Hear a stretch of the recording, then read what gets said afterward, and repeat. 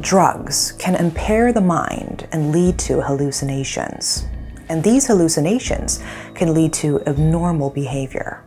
This is the story about the demise of a family because of drugs.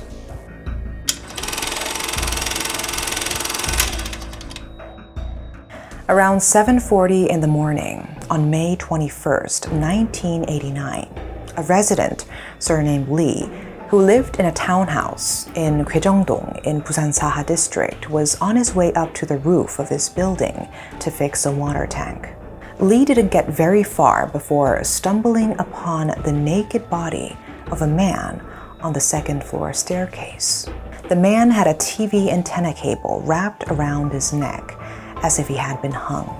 Before the resident could even figure out what was going on, he smelled something burning. Lee even saw smoke and followed it to a home on the second floor. As soon as he entered the home, he saw a blanket on fire. Then he saw the dead bodies of a woman and 2 young boys. He knew they were dead because their heads were cut off. He looked around the room and found the heads in one corner. It was a grotesque and shocking scene to the resident, as well as to the police that were dispatched there.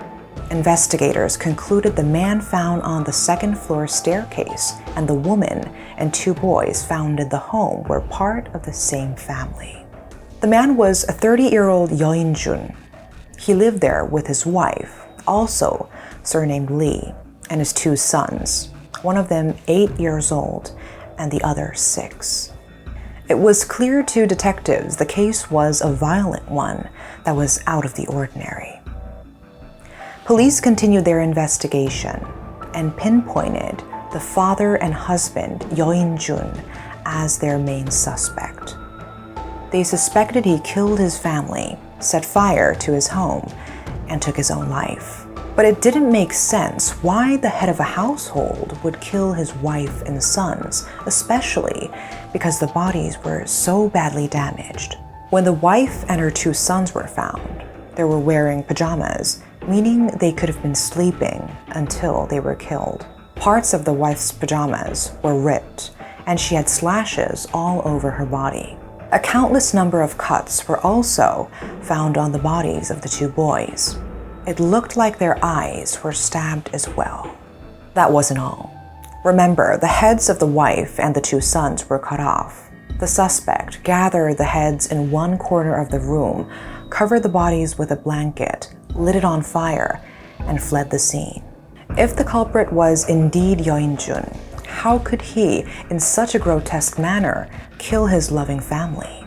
But there were clear reasons why Yeo was the police's prime suspect. First off, he had a record. He had 8 previous convictions, including for violating the Cannabis Control Act and for assault. 2 months prior, in March 1989, he was imprisoned on charges of assault and released on May 1st.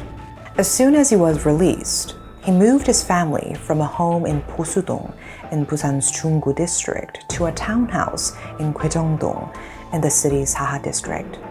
He kept causing problems after his release and move. According to the testimonies from his neighbors, Yeo and his wife fought loudly every night. They had lived together for 10 years, and 3 years before their deaths, in 1986, they registered their marriage. Yeo In-jun was a troublemaker during his long relationship with his wife. She was likely very displeased with her husband. Their discord continued and got worse after they got married. What was worse was that Yeo suffered from delusional jealousy, making him obsess over his wife. That wasn't all. The decisive reason police made Yeo their main suspect was related to methamphetamines. Busan was a meth hotspot in the 1980s. Lee Hwang-sun was known to be the biggest drug dealer at the time. This dealer not only carried out activities in Korea, but also exported drugs to Japan. Drugs were widespread in Busan when Lee Hwang-sun was in business from the mid-1970s to the early 1990s. At first, Methamphetamines were popular among criminals and workers at adult entertainment establishments. The drug then spread to office workers and even teenagers. How many people shot up meth in Busan at the time? Around 100,000 people. Yeo In-jun was working at a bar. He habitually shot up meth. Among the many drugs that exist in this world, methamphetamine is known to cause serious hallucinations. There is a tendency for people addicted to meth to commit atrocious crimes. Also, among these types of criminals, most of them don't flee. Some of them try to kill themselves and get arrested in the process. Back to today's case. When police first saw the scene, they realized that it wasn't an ordinary murder. They assumed Yeo In-jun shot up meth and carried out the crime while hallucinating. And so, the day after the bodies were found, an autopsy was performed on Yeo's body.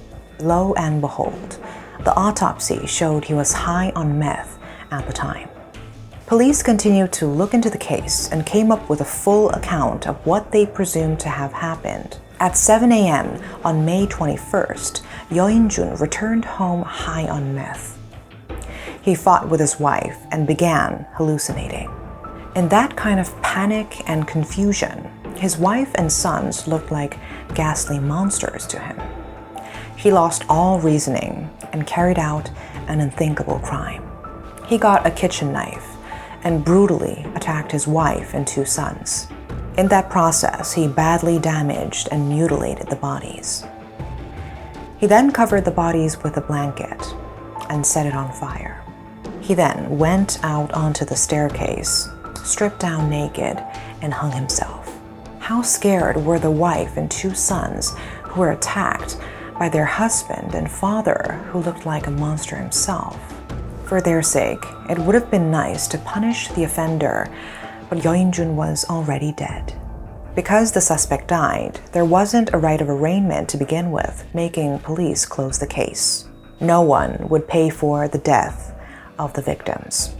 This case is one of the most disturbing drug-related crimes in Korean history. Through the case, both prosecutors and police realized how serious drug-related crimes could be.